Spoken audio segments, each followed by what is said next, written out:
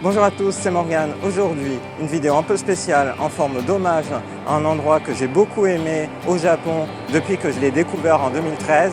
C'est la librairie Kinokuniya au niveau de Shinjuku, terrasse sud, qui est juste derrière moi.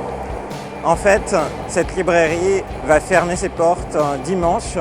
Donc c'est l'occasion pour nous, pour un dernier pèlerinage dans cette énorme librairie.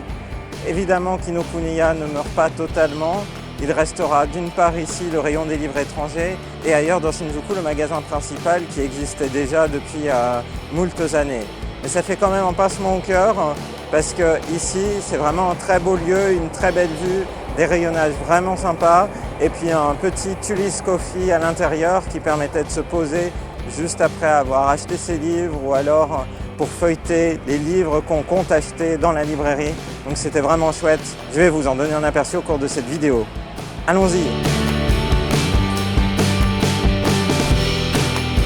Et ben voilà, on y est, c'est la fameuse librairie Kinokuniya. Vous voyez tout ça, c'est la librairie.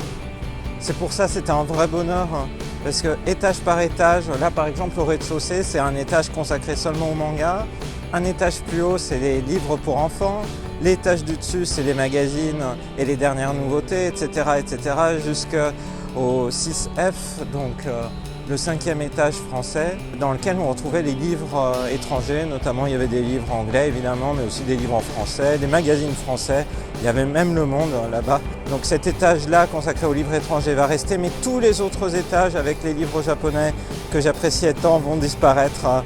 Donc un petit pincement au cœur, d'où la raison d'être de cette vidéo, un peu hommage à cette librairie que j'ai adorée.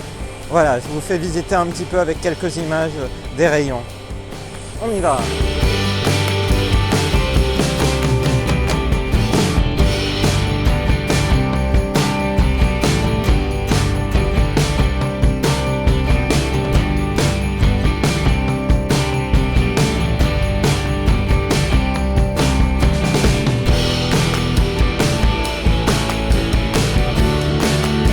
Et bien voilà, on est à l'intérieur de la librairie et en fait on est plus exactement à l'intérieur du café qui est dans la librairie.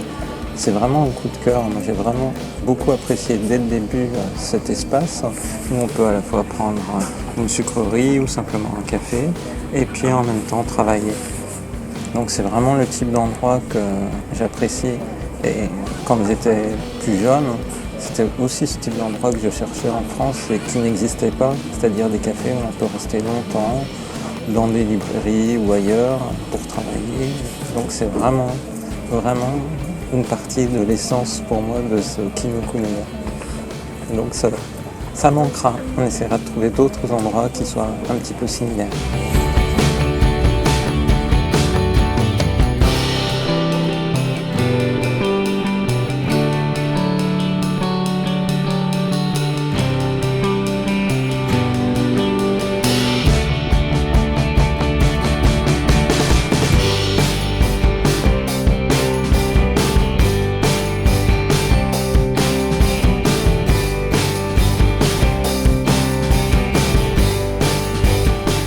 Et voilà, on vient de faire un dernier tour à la librairie Kinokuniya de Shinjuku Sud. C'est le dernier jour d'ouverture.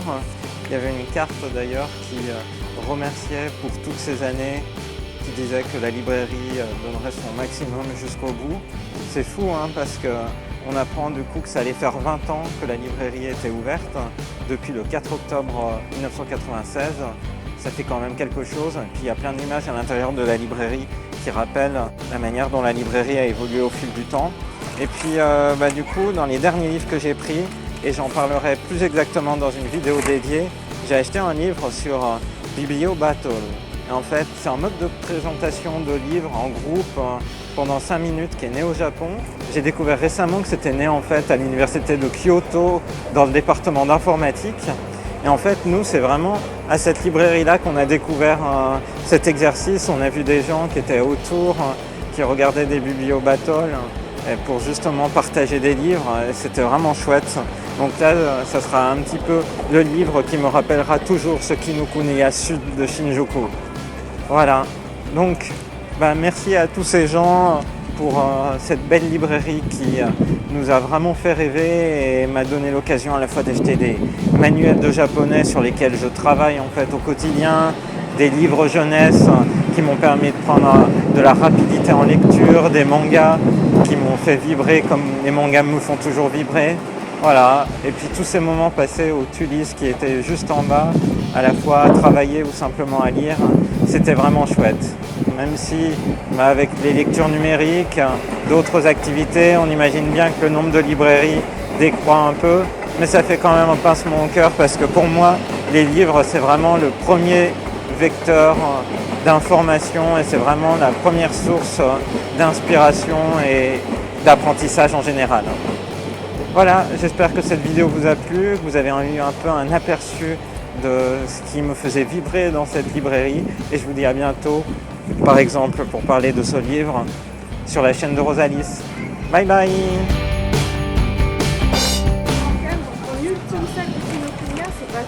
Alors, dans mon ultime sac de Kinokuniya, c'est pas tout. Alors, pour toi, on a pris Ninensei. Mais simplement, il y a un bonus ultime pour survivre à la chaleur de l'été, c'est-à-dire le ventilateur Doraemon qui projette de l'eau en même temps. Et ça, c'est un top. C'est tellement un top que le bonus, il revient d'année en année. Le problème, c'est qu'on a laissé le nôtre en France. Et puis enfin, comme il venait de sortir, je viens d'acheter Nakayoshi qui fera l'objet d'une revue spécifique dans une vidéo sur la chaîne de Rosalis.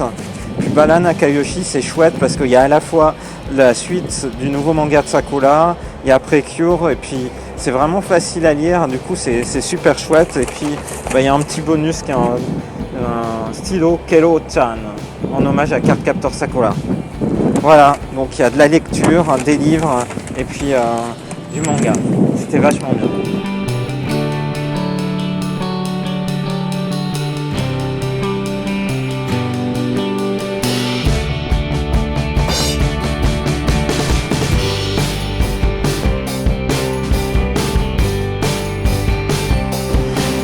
Et ben voilà, c'était l'ultime tour. Parce qu'en fait, on est retourné une ultime fois après que j'ai lu Nakayoshi et que j'ai découvert qu'un de mes mangas attendus venait de sortir. C'est-à-dire le premier recueil de cette année, lié à Mahotsukai Purikiwa. Et voilà. Bon bah jusqu'au bout, on l'aura fait jusqu'au bout cette librairie. On l'aura fait jusqu'au bout.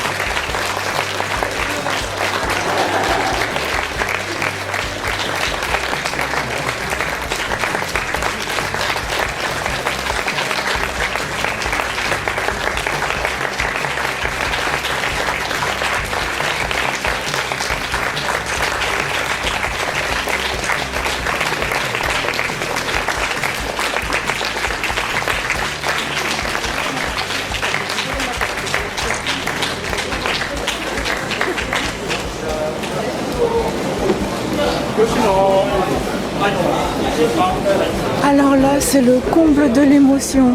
Ah, tous ces gens réunis pour le final.